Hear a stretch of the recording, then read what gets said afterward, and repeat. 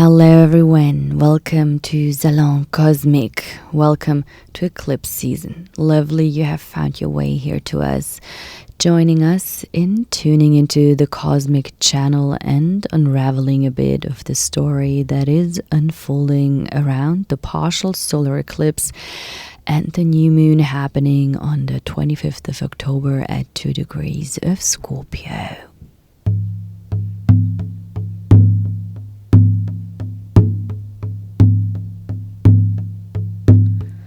Join me on a journey to the other side.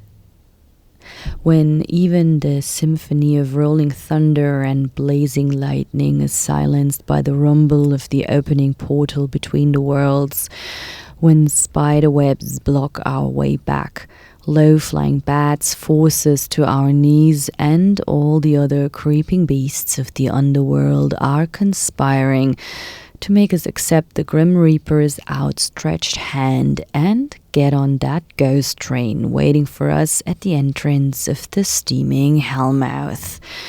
That's Scorpio season, inviting us on a journey into the underworld.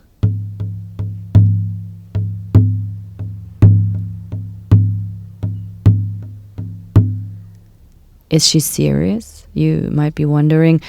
Deliberately following the Grim Reaper's invitation into the underworld, how much more underworld is needed? The creatures of the underworld have infiltrated us long time ago and made themselves comfortable here. Look around. Demons on our screens and papers. Terrifying stories of war and violence, the elements acting up against us. We have been balancing the fine line on the brink to madness for ages now.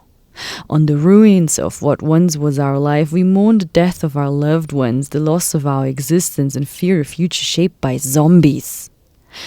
Even if not all of this is necessarily literal, does that not sound hellish enough? Yes, it does. Pluto, the ruler of the last new moon, is heading for the final months of their transit through Capricorn. The Lord of the Underworld has been digging into our foundations and power structures for the last 15 years, and so much of the ugliness that was hidden there before is out now. We have undergone something like a collective root canal treatment, and we might feel disgusted by the amount of pus that has been delivered to daylight. Unfortunately, we're not done yet. The most tenacious garbage that has been covered by mud in the swamps of our collective and personal subconscious is due now. We have the choice. Deliberately accepting the bony hand of death generously extended to us in complicity on the special occasion of this moment in time, or waiting for the grace of the Scorpio's tail to take us unexpectedly by some stroke of fate, fall into the dark unknown when we're least prepared, and wake up in the puddles and swamps of our subconscious with a broken leg, or something similar. The only way out of this is straight through the middle. And if this is the case, I'd say, thank you, Mr. Death. How considerate. I'm happy to take your caring hand to guide me to my seat on the ghost train. Would you mind me taking the one with the velvet cushion? It seems to be a rather special time to follow the invitation into the shadow realms. It is not just any annual opening of the gates to the underworld that is coming along with any Scorpio season. It is a partial solar eclipse in Scorpio at the South Node. That means we have the chance to travel on a 5D ghost train over the crossroads of destiny into a new timeline. Instead of the usual uncomfortable wooden benches of ordinary ghost trains, this year we get to accommodate ourselves on the broad back of that dragon that helps us weave the future we are longing for out of the past we have outgrown. Like on a cosmic compost heap, all emotional and psychological suffering and pain we are ready to let go of can be magically processed into new life, and we don't even have to do it alone. Our ancestors and many versions of ourselves are traveling with us on the back of the dragon to help us move our whole lineage forward.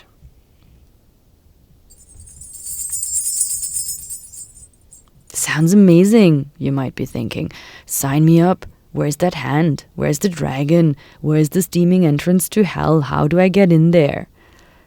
Okay, just to avoid misunderstandings, there is no actual ghost train, at least not usually. There is your mother saying that thing, your partner not saying that thing.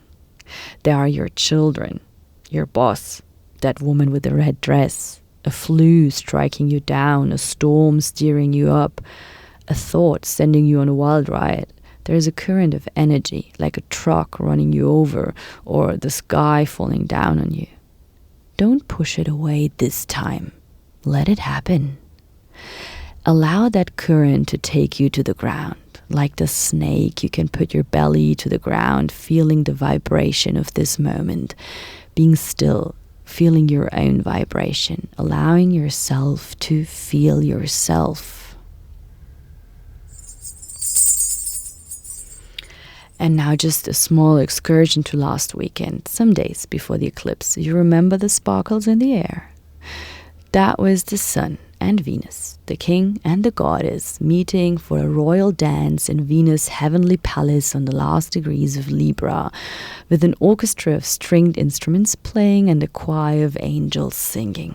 Venus Kazimi, the gift for us earthlings, a new cycle of love, beauty, and wealth. But we have to make space for the blessings to come in. There is no royal waltz for those who believe they are not worth the king and the goddess, or those who believe they are not talented enough to dance. Venus will be ruling the next eclipse in a bit more than a week on the full moon in Taurus. This is an eclipse on the north node with Uranus, the planet of sudden change, involved. That means our friend the dragon, who is helping us to navigate the cosmic waves on the crossroads of destiny during this eclipse season, is heading straight towards some luscious gardens with the fruits growing on the cosmic compost heap, ripe to bring color to our life before he vanishes back into the portal between the worlds and the gates close again for this time, if we have done the work. But we are not there yet. For now, the gates have just opened and we are starting the work on the ground, allowing the energies of the eclipse to take us to feel ourselves. It is a very special twilight that eclipses are offering us to see our world in. We don't have access to our usual power sources, and suddenly we can see the shadows that are driving life. Our shadows. Anger, sadness, dependency, power games, secrecy, fear. Don't look away. We are still on that ghost train, and this is the underworld. And we might have just discovered the secret. The demons we are meeting here are just mirrors. Yes, it is scary. But isn't it way less scary to actually meet them and get to know them than finding yourself on that cocktail party, chatting over stimulating topics of conversation, noticing how those demons are creeping up on you, getting scarier and scarier every time you're pushing them away? Dive into the dark unknown, face the fear, and turn it into pearls of wisdom. Transformation. This is the medicine of Scorpio.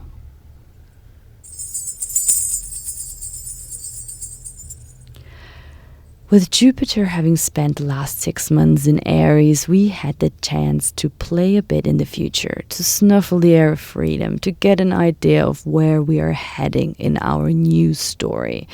Though much of it was admittedly a bit head over heels and there is still an endless amount of open questions, isn't our life in a weird way getting better than it was for a longer time before? Even in the midst of the appearance of disintegration of the world around us? The world is about to follow soon. With all the outer planets shifting signs in the upcoming 2 years, we will notice a considerable shift of energy in our collective experience. But how is the world supposed to become the place it should be if we are refusing to become the people we should be? How should a corrupt system become aware of its insidious motives if we aren't? Why should capitalism, patriarchy, and war just abolish themselves?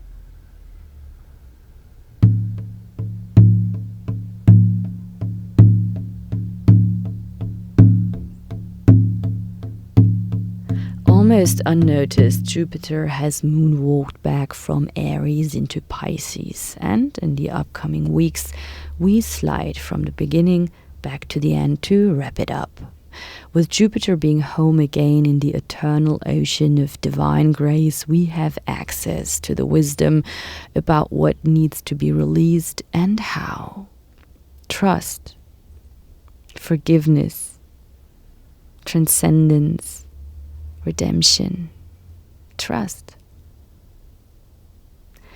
With a strong focus on the air element in the coming months, as Mars has just stationed retrograde in Gemini and Saturn is finishing up their journey through Aquarius, we can choose to detach and remain calm in the midst of the wildest ride while carving our own path to the greater good of all. And with the bony hand of Mr. Death, the Grand Master of Transformation, gently guiding us the way, we should be able to start making those changes in our life that are needed to become a little bit more the people we should be.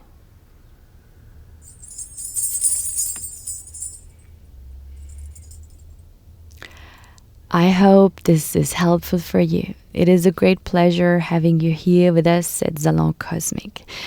If you wish to support our work, let us know that you're there. Like, subscribe, and share it with your friends. I'm wishing you a blessed time, sending you much love, and hope you're tuning in with us again next time.